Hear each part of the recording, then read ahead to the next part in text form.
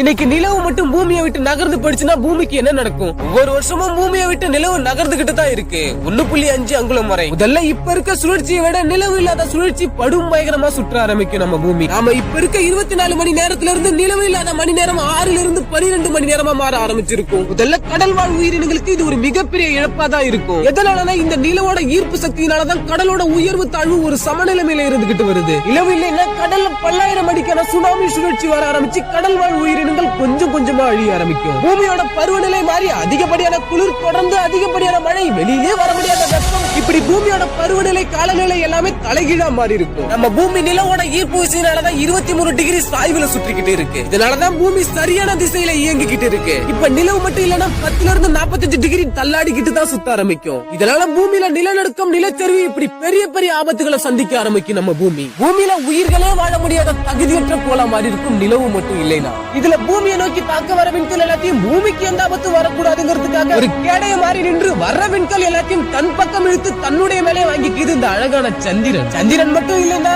பூமிக்கு கேரண்டியே கிடையாது. பூமி இயற்கை சீற்றத்துல அழியுதோ இல்லையோ, மனிதனான நாமளே இந்த பூமியை கொஞ்சம் கொஞ்சமா அழிச்சுக்கிட்டு தான் இருக்கும். உண்மையா இல்லையா?